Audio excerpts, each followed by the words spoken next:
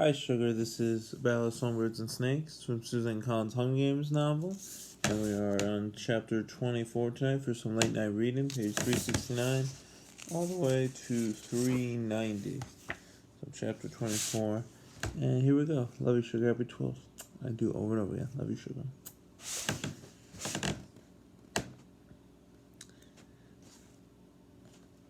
Maud Ivory planted her wispy frame squarely in front of Lucy Gray. She scrunched her face and balled her hands into fists. You get out of here, Billy Top. None of us want you anymore. Billy Top rocked slightly as he surveyed the group. Less want than need, Maud Ivory. Don't need you neither. Go on and take your weasel girl with you, ordered Maud Ivory. Lucy Gray encircled her with her arm, pressing her hand against the little girl's chest, either to soothe or strain her. You're all sounding thin. You're sounding thin, slurred Billy Top, and one hand slapped his instrument. We can do without you, Billy Top. You made your choice. Now leave us be, said Barb Azor, her quiet voice underlaid with steel. Tam Amber said nothing, but gave a small nod of assent. Pain flashed across Billy Top's face. Is that how you feel, Cece?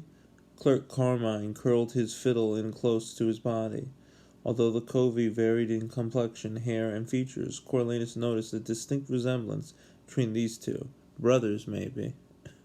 You can come with me. We'd do all right, we two, Billy Top pleaded. But Clerk Carmine stood his ground. All right, then. Don't need you. Never needed any of you anyway. Never will. Always did better on my own. A couple of peacekeepers began to close in on him. The one who'd given Lucy Gray the bottle of white liquor laid a hand on his arm. Come on, now. Show's over. Billy Top jerked away from his touch and then gave him a drunken shove. In an instant, the sociable mood in the hob changed. Coriolanus could feel the tension, sharp as a knife. Miners who'd either ignored him or given him nods over their bottles became belligerent. The peacekeeper straightened up, suddenly alert, and he found his own body almost standing at attention. As half a dozen peacekeepers moved in on Billy Top, he felt the miner surge forward. He was readying himself for the brawl that was sure to follow when someone pulled the plug on the lights, sending the hob into blackness. Everything froze for an instant. Then chaos erupted. A fist caught Coriolanus' mouth, sending his own fist into action. He struck out arbitrarily, focused only on securing his own circle of safety. The same animal wildness he'd experienced when the tributes had hunted him down in the arena swept over him. Dr. Gall's voice echoed in his ears. That's mankind in its natural state. That's humanity undressed. And here was naked humanity again, and here again he was a part of it, punching, kicking, his teeth bared in the darkness. A horn outside the hob blared repeatedly, and truck headlights flooded the area by the door. Whistles blew and voices shouted for the dispersal of the crowd. People lurched toward the exit.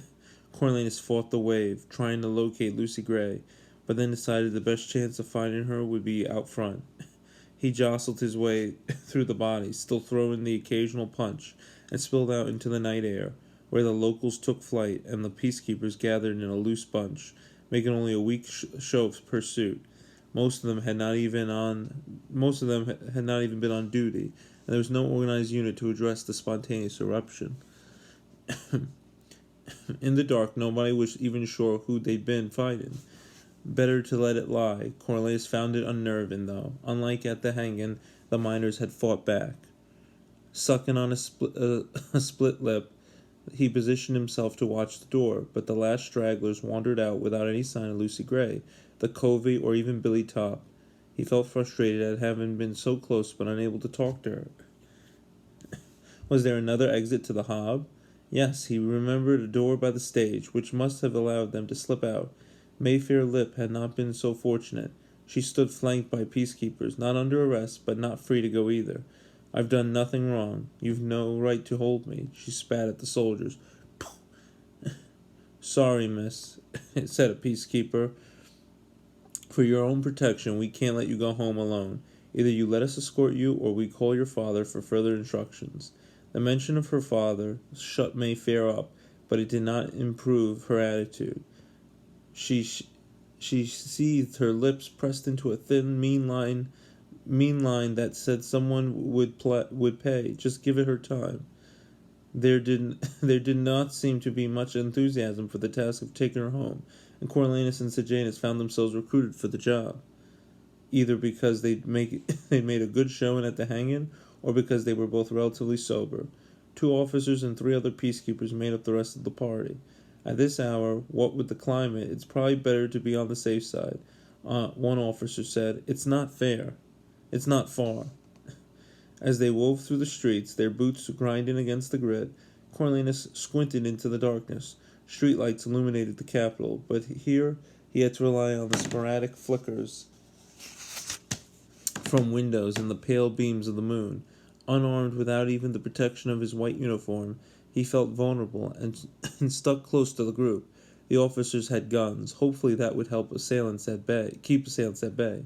He remembered the Grand Mam's words. Your own father used to say those people only drank water because it didn't rain blood. You ignore that at your own peril, Coriolanus. Were they out there now, watching and waiting for a chance to quench their thirst? He missed the safety of the base. Fortunately, after only a few short blocks, the streets opened up onto a deserted square, which he realized was the location of the annual reaping. A few unevenly spaced floodlights helped him navigate the cobblestones under his feet. I can get home fine from here, said Mayfair. We're in no hurry, one of the officers told her. Why don't you just leave me alone, snapped Mayfair. Why don't you stop running around with that good-for-nothing, suggested the officer. Trust me, that won't end well. Oh, mind your own business, she retorted. They made a diagonal cross, left the square, and followed a freshly paved road to the next street over. The party drew to a halt at a large house that might count for a mansion in District 12, but would be unremarkable in the capital.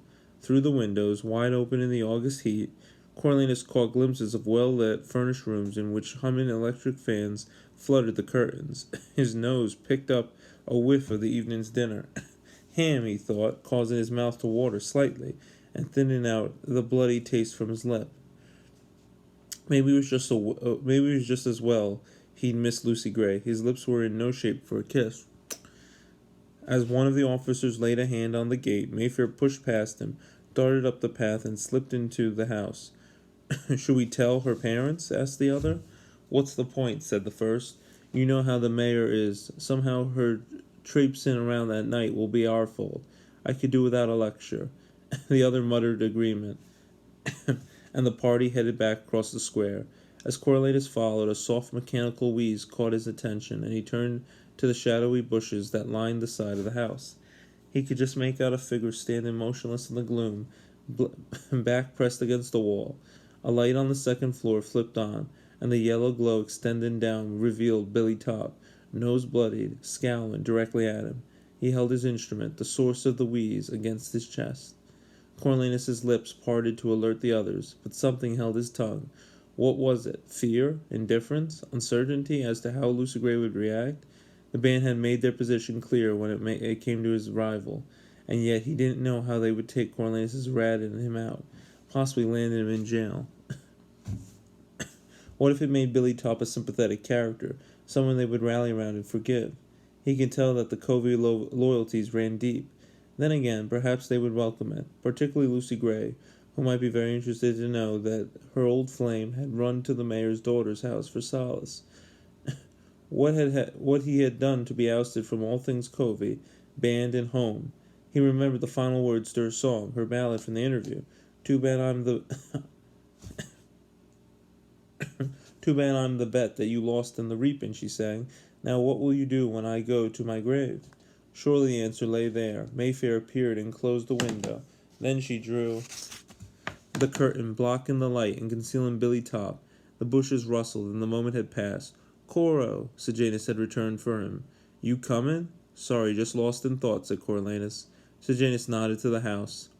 It reminds me of the capital. You don't say home, Coriolanus pointed out. No, for me, that will always be District 2, Sejanus confirmed, but it doesn't matter. I'll probably never see either place again. As they walked back, Coriolanus wondered about his own odds of seeing the capital again. Before Sejanus came, He thought they were zero, but if he could return as an officer, maybe even a war hero, things might be different. Of course, then he'd need a ward to excel in, just as Sejanus needed one in order to be a medic. Coriolanus' shoulders relaxed when the gates of the base closed behind him. He washed his face and crawled into his bunk above Beanpole's inebriated snores. His pulse beat in his swollen lip as he replayed the evening.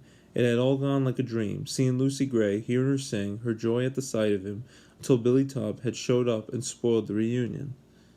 It was just another reason to hate Billy Tubb, although seeing the Coveys' rejection of him was deeply satisfying, and confirmed that Lucy Gray belonged to him. Sunday breakfast brought the bad news that, because of the previous evening's altercation, no soldier was to leave the base alone. The higher-ups were even considering placing the hub off limits. Smiley, Bug, and Beanpole, although hungover and bruised from the night before, bemoaned the state of things, having nothing to look forward to if their Saturday outings were cancelled. Sejanus only cared because Coriolanus cared, recognizing that this was just one more hurdle to seeing Lucy Gray.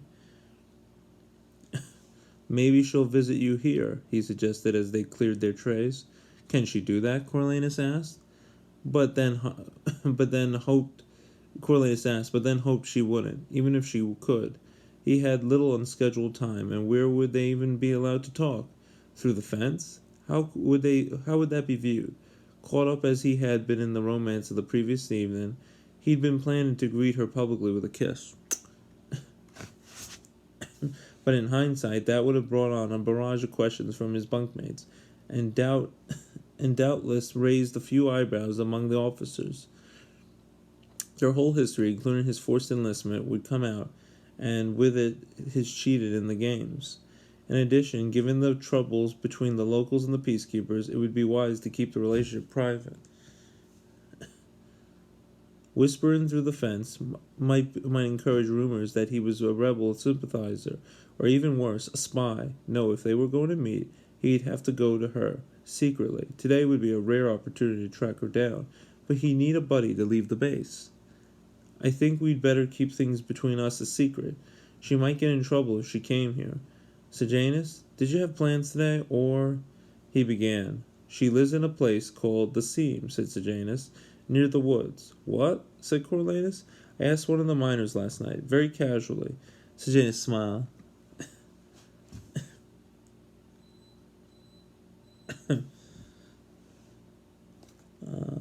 "Don't worry, he was too drunk to remember, and yes, I'd be happy to go with you." Sejanus told their bunkmates they were heading into town to see if they could swap a pack of Capital chewing gum for letter paper, but the ruse proved unnecessary, as all the mates took their abused bodies back to their bunks right after breakfast. Coriolanus wished he had money for a gift of some kind, but he had nary a cent. As they passed the mess hall on the way out, his eyes fell on the ice machine, and he had an idea. In this hot weather, the soldiers were permitted to take the ice freely for their drinks, or to cool off. Rubbing cubes over their bodies provided a little relief in the sauna of a kitchen.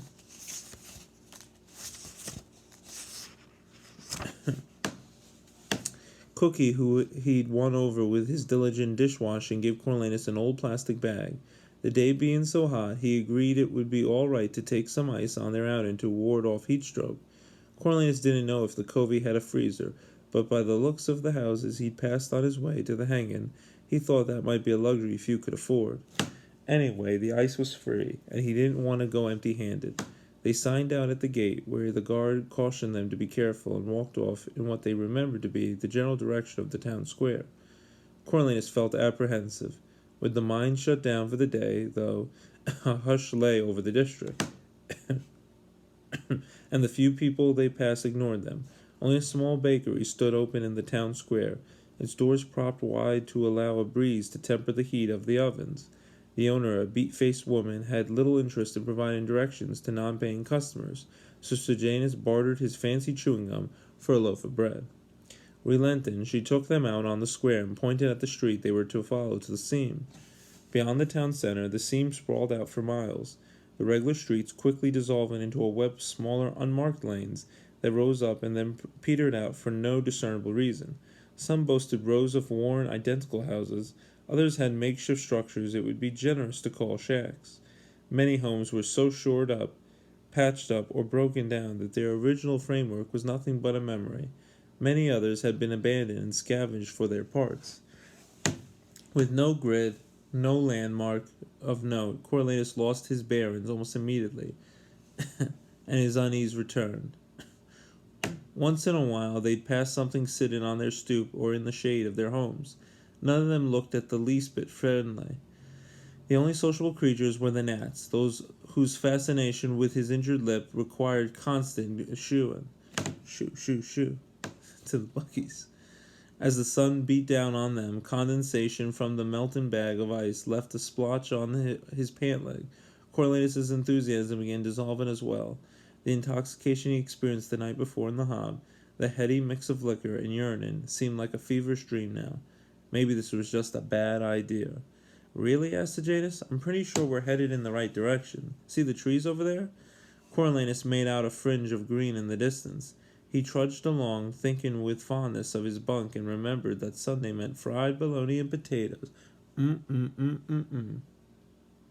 Maybe he was not cut out to be a lover. Maybe he was more of a loner at heart. Coriolanus Snow, more loner than lover. One thing about Billy Top, he reeked of passionate feelings. Is that what Lucy Gray wanted? Passion, music, liquor, moonlight, and a wild boy who embraced them all. Not a perspiring peacekeeper showing up at her door on a Sunday morning with a split lip and a sagging bag of ice.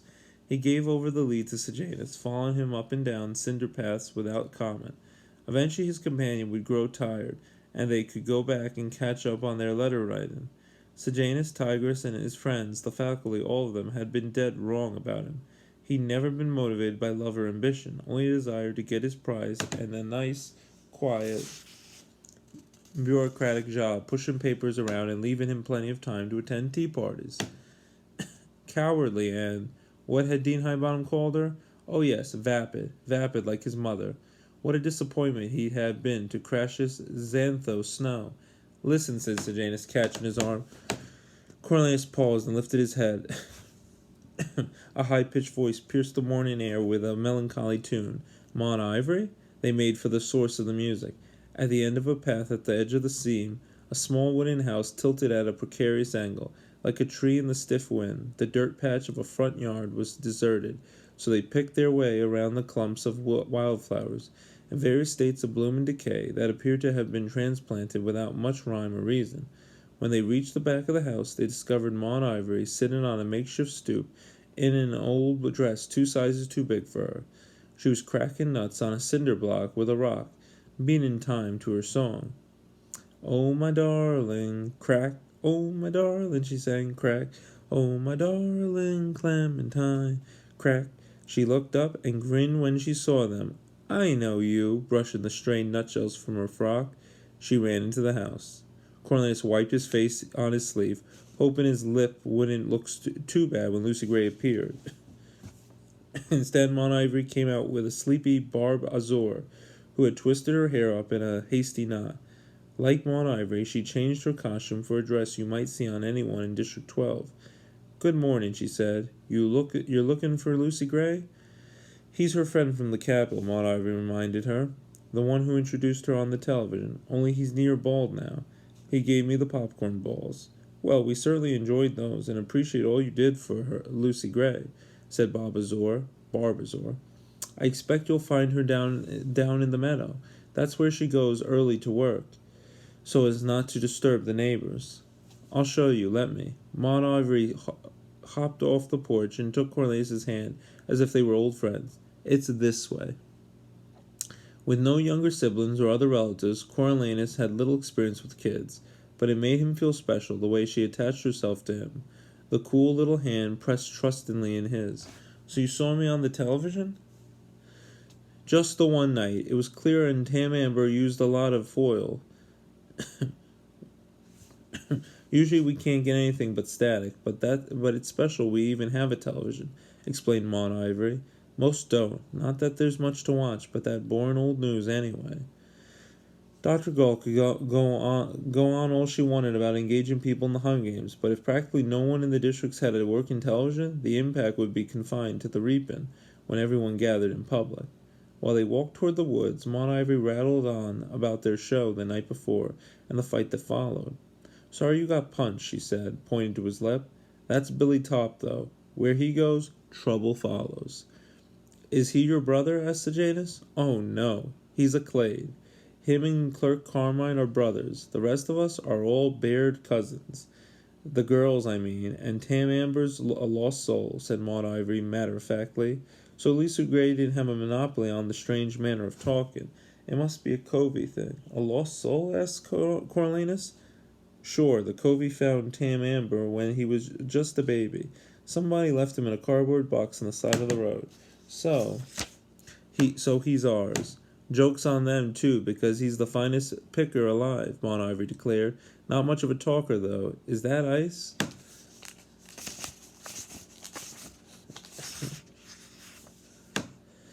Coriolanus swung the diminishing clump of cubes. "What's left of it?" "Oh, Lucy Gray will like that. We've got a fridge, but the freezer's long broke," said Maud Ivory. "Seems fancy to have ice in the summertime, like flowers in wintertime. Rare." Coriolanus agreed. "My grandmother grows roses in winter. People make a big fuss over them." "Lucy Gray said you smelled like roses," said Maud Ivory. "Is your whole house full of them?" "She grows them on the roof," Coriolanus told her. "The roof?" giggled Maud Ivory. "That's a silly place for flowers. Don't they slide off?" "It's a flat roof, up very high, with lots of sunlight," he said. "You could see the whole Capitol from there." "Lucy Gray didn't like the Capitol. They tried to kill her," said Maud Ivory. "Yes," he acknowledged. "It couldn't have been very nice for her. She said you were the only good thing about it, and now you're here." Maud Ivory gave his hand a tug. "You're going to stay here, right?" "That's the plan," said Coriolanus. "I'm glad I like you, and that will make her happy," she said. By this time the three had reached the edge of a large field that dipped down the woods. Unlike the weedy expanse in front of the hanging tree, this one had clean, fresh, high grass and swaths of bright wildflowers. "There she is, with Seamus." Maud Ivory pointed to a lone figure on a rock, wearing a dress of her namesake color. Lucy Gray sat with her back to them, her head bent over her guitar. Seamus? Who was Seamus? Another member of the Covey? Or had he misread Billy Top's role in her life? And Seamus was the lover. Coriolanus put a hand above his eyes to shield them from the sunlight, but could make out only her figure. "Seamus? She's our goat. Don't be fooled by the boy's name. She can give a gallon a day when she's fresh," said Maud Ivory. "We're trying to skim enough cream for butter, but it takes forever." "Oh, I love butter," said Sejanus. "That reminds me, I forgot to give you this bread." "Did you have your breakfast already?" "It's a fact, I didn't," said Maud Ivory, eyeing the loaf with interest. Sejanus handed it over. "What do you say we head back to the house and break into this now, the bread?" Maud Ivory tucked the bread under her arm. "What about Lucy Gray and this one?" she asked, nodding at Coriolanus. "They can join us after they've caught up," said Sejanus. "Okay," she agreed, transferring her hand into Sejanus's. "Barbazor might make us wait for them. You could help me shell nuts first, if you want. They're last year's, but nobody's gotten sick yet." "Well, that's the best offer I've had in a long time." Sejanus turned to Coriolanus. "Well, see you later, bud." Coriolanus felt self-conscious. "Do I look okay?" "Gorgeous. Trust me, that lip's working for you, soldier," said Sejanus, and he headed back toward the house with Maud Ivory. Coriolanus gave his hair a swipe and waded into the meadow. He'd never walked in such high grass, and the sensation of it tickling his fingertips added to his nervousness. It far exceeded his hopes, getting to meet up with her in private in a flower-filled field with the whole day ahead. Just the opposite of what the rushed encounter in the filthy hob would have been. This was, for lack of a better word, romantic. He moved forward as quietly as possible.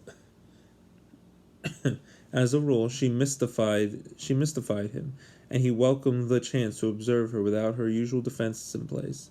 Drawing close, he took in the song she sang as she quietly strummed her guitar. She sang, are you, coming to the tree, where they strung up a man, they say murdered 3? Strange things did happen here. No stranger would it be if we met up at midnight in the hanging tree." He didn't recognize it, but it brought to mind the hanging of the rebel 2 days before. Had she been there? Had it prompted this? She sang again. Are you, coming to the tree, where the dead man called out for his love to flee? Strange things did happen here. No stranger would it be, if we met up at midnight in the hanging tree. Ah, yes, it was Arlo's hanging, because where else would a dead man call out for his love to flee? Run, run, Lil, run, he said. You need those unnatural mockingjays for that. But who was she inviting to meet her in this tree? Could it be him? Maybe she planned to sing this next Saturday as a secret message for him to meet her at midnight in the hanging tree. Not that he could, as he'd never be allowed off base at that hour, but she probably didn't know that. Lucy Gray hummed now, testing out different chords behind the melody, while he admired the curve of her neck, the fineness of her skin. As he drew nearer, his foot landed on an old branch which broke with sharp snap. Psh! She sprang from the rock, twisting her body as she rose, her eyes wide with fear, and the guitar held out as if to block a blow. For a moment he thought she'd flee, but her alarm shifted to relief at the sight of him. She shook her head, as close as he ever seen her to be embarrassed, as she propped her guitar against the rock. Sorry, still got one foot in the arena. If his brief foray in the games had left him nervous and nightmarish, he could only imagine how damaged she was. The last month had upended their lives and changed them irrecoverably. Sad, really, as they were both rather exceptional people, for whom the world had reserved its harshest treatment. Yes, it leaves quite an impression, he said. They stood for a moment, drinking each other in, before they moved together. The bag of ice slid from his hand as she wrapped her arms around him, melting her body into his. He locked her in an embrace, remembering how scared he'd been for her, for himself, and how he hadn't dared fantasize about this moment, as it had seemed so unattainable. But here they were, safe in a beautiful meadow, 2,000 miles away from the arena, awash in daylight, but none between them. You found me, she said, in District 12, in Pan Am, in the world itself. Never mind, it didn't matter. You knew I would. Hoped you would. Didn't know the odds. Didn't seem in my favor. She leaned back enough to free a hand and brushed his lips with her fingers. He felt the calluses from her guitar strings, the soft surrounding skin as she examined the previous night's injury. Then almost shyly, she kissed him, sending shockwaves through his body. Ignoring the pain in his lips, he responded, hungry and curious, every nerve in his body awake. He kissed her until his lips started to bleed a little, and would have kept going had she not pulled away. Here, she said, come in the shade. The remaining ice cracked under his foot, and he retrieved it. For you. Why, thank you, Lucy Gray. Lucy Gray drew him over to sit at the base of the rock. Taking the bag, she bit off a corner of the plastic to make a tiny hole, and lifted it high to let the melted ice water drip into her mouth. Ah, this must be the only cold thing this side of November. Her hand squeezed the bag, sending a light spray over her face. It's wonderful. Lean back. He tilted his head back and felt the stuff drizzle over his lips, licking it off just in time for another long kiss. Then she drew up her knees and said, So, Coriolanus Snow, what are you doing in my meadow? What indeed? Just spending some time with my girl, he answered. I can hardly believe it. Lucy Gray surveyed the meadow. Nothing since the reaping had seemed very real, and the games were just a nightmare. For me too, he said, but I want to hear what happened to you off camera. They sat side by side, shoulders, ribs, hips pressed together, hands entwined, exchanging stories as they shared the ice water. Lucy Gray began with an account of the opening days of the games, when she'd hidden with a progressively more rabid Jessup. We kept moving from spot to spot in those tunnels. It's like a maze down there. And poor Jessup getting sicker, crazier by the minute. The first night, we bedded down near the entrance. That was you, wasn't it? Who came to move Marcus? It was me and Sejanus. He snuck in to, well, I'm not even sure what, to make some sort of statement. They sent me in to retrieve him, Coriolanus explained. Was it you killed Bobbin? She asked quietly. He nodded. Didn't have a choice, and then 3 of the others tried to kill me." Her face darkened. "I know. I could hear them boasting when they came back from the turnstiles. I thought you might be dead. Scared me, the thought of losing you. I didn't draw a breath until you sent in the water." "Then you know what every moment was like for me," Corleana said.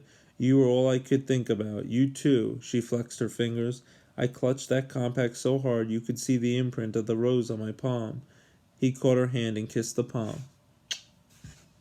"I wanted so badly to help, and I felt so useless." She caressed his cheek. "Oh no, I could feel you looking out for me, with the water and the food, and believe me, taking out Bobbin was major, even though I know it must have been awful for you. It sure was for me." Lucy Gray admitted to 3 of her own kills. First Wovey, although that had not been targeted. She'd merely positioned a bottle of water with a few swallows and a bit of powder as if it had been dropped accidentally in the tunnels, and Wovey had been the one to find it. I was gunning for Coral. She claimed Reaper, whose puddle she'd poisoned, had contracted rabies when Jessup spat in his eye in the zoo. So that was really a mercy killing. I spared him what Jessup went through, and taking out Treach with that viper was self-defense. Still not sure why those snakes loved me so. Not convinced it was my singing. Snakes don't even hear well. So he told her about the lab and Clemenzia and Dr. Gall's plan to release the snakes into the arena, and how he'd secretly dropped his handkerchief, his father's handkerchief, into the tank so they could become accustomed to her scent. But they found it, loaded with DNA from both of us. "And that's why you're here, not the rat poison in the compact?" she asked. "Yes," he said. "You covered beautifully for me on that one. Did my best." She considered things for a minute. "Well, that's it, then. I saved you from the fire, and you saved me from the snakes. We're responsible for each other's lives now." "Are we?" he asked. "Sure," she said. "You're mine, and I'm yours. It's written in the stars. No escaping that." He leaned over and kissed her, flushed with happiness, because although he did not believe in celestial writings, she did, and that would be enough to guarantee her loyalty. Not that his own loyalty was in question. If he hadn't fallen in love with any of the girls in the capital, it was unlikely District 12 would offer much else in the way of temptation. A strange sensation at his neck called for attention, and he found Seamus sampling his collar. "Oh, hello. Can I help you, madam?" Lucy Gray laughed. "Happens you can, if you've a mind to. She needs milking, the goat." "Milking? I'm not sure where to begin," he said. "With a bucket, up at the house." She squirted a bit of ice water in Seamus's direction, and the goat released the collar. Tearing the bag, she took out the last couple of cubes, popping one in Corleana's mouth and one in her own. "Sure is nice to have ice this time of year. A luxury in summer and a curse in winter." "Can't you just ignore it?" asked Corleanus. "Not around here. In January, our pipes froze, and we had to melt down ice chunks for water on the stove. For 6 people and a goat? You'd be surprised how much work that takes. It was better once the snow came. That melts pretty quick." Lucy Gray took Seamus's lead rope and picked up her guitar. "I got it." Corleanus reached for the instrument. Then he wondered if she trusted him with it. Lucy Gray easily handed it over. "Not as nice as the one Pluribus loaned us, but it pays for our keep. Only thing is, we're running low on strings, and the homemade ones don't cut it. Do you think if I wrote to him he could send me a few? I bet he has some left over from when he ran his club. I can pay. I've still got most of the money Dean Highbottom gave me." Corleanus stopped in his tracks. "Dean Highbottom? Dean Highbottom gave you money?" "He did, but it was kind of on the quiet. First he apologized for what I'd been through, and then he stuffed a wad of cash in my pocket. Glad to have it. The Covey didn't perform while I was gone.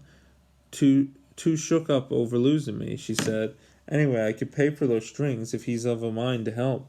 Corleanus promised to ask in the next letter, but the news of Dean Highbottom's covert generosity threw him.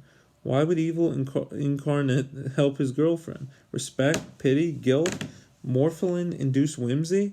He mulled it over as they made their way to her front porch, where she hitched Seamus to a post. "Come on in. Meet the family." Lucy Gray took his hand and led him into the door. How's Tigress? I sure wish I could have thanked her in person for the soap in my dress. Now that I'm home, I mean to send her a letter, and maybe a song if I come up with something good enough." "She'd like that," said Coriolanus. "Things aren't going well at home. Aren't going so well at home. I'm sure they miss you." "Is it more than that?" she asked. Before he could answer, they'd entered the house. It consisted of one large open room and what seemed to be a sleeping area up in a loft. Along the back, a coal stove, a sink, and a shelf of dishware, and an ancient refrigerator designated the kitchen. A rack of costumes lined the right wall. Their collection of instruments the left, an old television with an oversized antenna that branched out like antlers, rigged with twisted pieces of aluminum foil, sat on a crate. Other than some chairs and a table, the place was bare of furniture. Tam Amber leaned back in one of the chairs, holding the mandolin on his lap, but not playing. Clerk Carmine hung his head off the loft, gazing unhappily at Barbazor and Maud Ivory, who seemed to have worked herself into a state of indignation. At the sight of them, she shot across the floor and started pulling Lucy Gray toward the window that looked out over the backyard. "Lucy Gray, he's making trouble again." "You let him in?" Lucy Gray asked, seeming to know who she meant. "No," said he, "just wanted the rest of his stuff." We threw it out back," said Barbazor, her arms crossed in disapproval. "So what's the problem?" Lucy Gray spoke calmly, but Coriolanus could feel her grip tighten. "That," said Barbazor, nodding out the back window. Still in tow, Coriolanus followed Lucy Gray and looked into the backyard. Maud Ivory wriggled in between them. "Sejanus is supposed to be helping me with the nuts." Billy Top knelt on the ground, a pile of clothes and a few books beside him. He was talking rapidly as he scraped out some kind of picture in the dirt. Periodically he gestured, pointing his way and that. Across from him, down on one knee, Sejanus listened intently, nodding in understanding and occasionally throwing in a question. While the sight of Billy Top in what he now considered his territory annoyed him, Coriolanus did not see much cause for concern. He could not imagine what he and Sejanus had to discuss. Perhaps they found some mutual grievance, like how their families didn't understand them, to whine about. "Are you worried about Sejanus?" "He's fine. He talks to anybody." Coriolanus tried but failed to make out Billy Top's picture in the dirt. "What's he drawing?" "Looks like he's giving some sort of direction," said Barbazor, relieving him of the guitar. "And if I'm right, your friend needs to go home. I'll take care of it." Lucy Gray started to release Coriolanus' hand, but he hung on. "Thanks, but you don't have to deal with all my baggage." "It's in the stars, I guess," Coriolanus said with a smile. It was time anyway that he confronted Billy Top and laid down a few rules. Billy Top had to accept that Lucy Gray was no longer his, but belonged firmly and for always to Coriolanus. Lucy Gray didn't answer, but she stopped trying to free her hand. As they walked quietly through the open back door, the brightness of the August sun, now climbing high in the sky, made him squint. So engrossed was the pair that it was not until he and Lucy Gray stood directly over them that Billy Top reacted, swiping the picture from the dirt with his hand. Without Barbazor's tip-off, Coriolanus might have been clueless, but as it was, he recognized the image almost immediately. It was a map of the base. All right. That's the end of chapter 24 of The Battle of Songbirds and Snakes, Susan Collins' Hunger Games novel. We'll pick up our next time when we start reading again with chapter 25, page 391 of the Hunger Games book. A little over 100 pages to go, and then we'll see how this exciting book concludes. Love you, sugar. Happy 12th, and I do over and over again. Good night.